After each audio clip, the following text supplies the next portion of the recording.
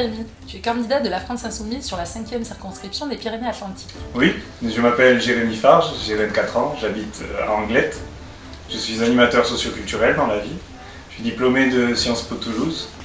J'ai eu la chance de beaucoup voyager. J'ai vécu notamment au Sénégal, au Pérou et en Uruguay. Et aujourd'hui, je suis le porte-parole local de la France Insoumise. Et je me suis politisé avec le mouvement pour la 6ème République notamment. Cette fameuse 6e République, on en entend beaucoup parler, mais en quoi ça consiste? Oui, c'est une de nos grandes victoires, le fait qu'on entend beaucoup parler de cette nouvelle idée qui en fait consiste à changer les règles du jeu démocratique. C'est notamment prendre les gens pour des citoyennes et des citoyens avant d'être des électeurs et des électrices.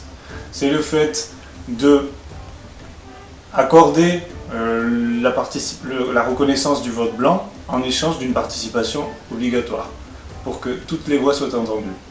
C'est aussi par exemple le fait de faire peser sur les élus la menace de les révoquer s'ils ne tiennent pas leurs promesses électorales pour faire reculer l'amnésie politique qui les touche un peu trop.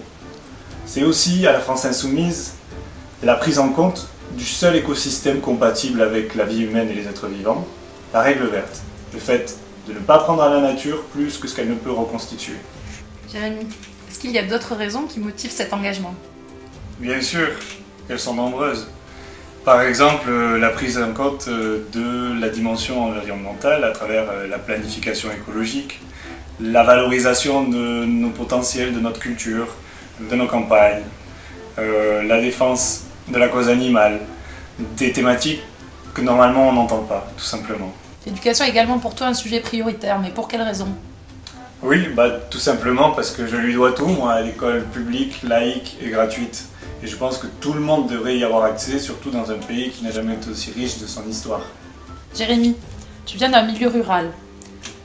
Quelles sont les solutions que l'Avenir en commun et toi comptez apporter à ces villages, ces communes qui sont aujourd'hui en grande difficulté? Pour la ruralité, notre priorité, c'est la défense des services publics. C'est la lutte contre les traités de libre-échange qui désorganisent complètement notre société. Par exemple, le TAFTA, le CETA. C'est pouvoir avoir des médecins, pouvoir avoir une poste, pouvoir avoir des écoles avec des effectifs qui ne soient pas trop importants pour nos enseignants. Quand vous voyez qu'une commune comme Arancou, par exemple, ne peut pas assumer les frais des activités périscolaires à cause de la réforme des rythmes scolaires, c'est pas acceptable. Et quelle réponse on nous propose? La suppression de la taxe d'habitation. C'est scandaleux. Et puis surtout, c'est aussi tendre vers une agriculture plus respectueuse de l'environnement et des êtres vivants en général. C'est soutenir les paysans dans leur production, favoriser les circuits courts, instaurer le 100% bio dans la restauration collective, pour qu'effectivement ils puissent vendre leurs produits. C'est revoir le prix du foncier, pour qu'il y ait plus de gens qui puissent s'installer, pratiquer une agriculture paysanne et raisonnée là aussi. À la France Insoumise, vous parlez souvent de partage des richesses, mais qu'est-ce que cela signifie? Le partage des richesses, c'est aller prendre l'argent là où il est, puisqu'il existe. Par exemple en luttant contre l'évasion fiscale, qui nous coûte chaque année 80 milliards d'euros.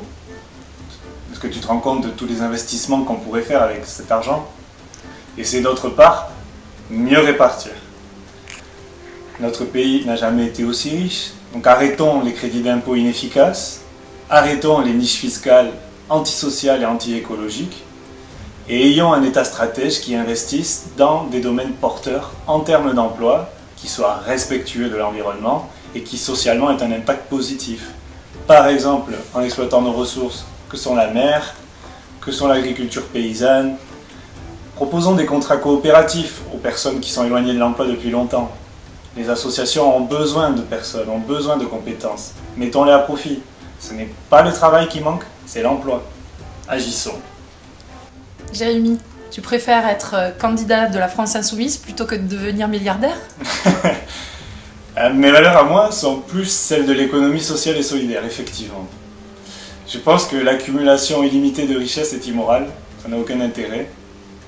Et puis, effectivement, je suis candidat, je porte l'Avenir en commun, 357 propositions, à partir de plus de 3000 contributions citoyennes, c'est inédit, c'est enthousiasmant, ça donne le goût de l'avenir, et je suis sûr que l'élan, la dynamique que nous portons depuis la présidentielle va continuer pour le 3e tour que seront les élections législatives.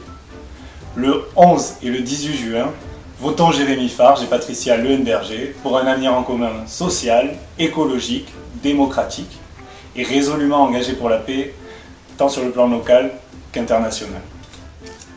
Et alors, quand est-ce qu'on te revoit? Ah, déjà, tu peux me suivre sur Facebook et sur Twitter, sur les pages Pays Basque Insoumis. Et puis dans la prochaine vidéo, en attendant l'Assemblée nationale.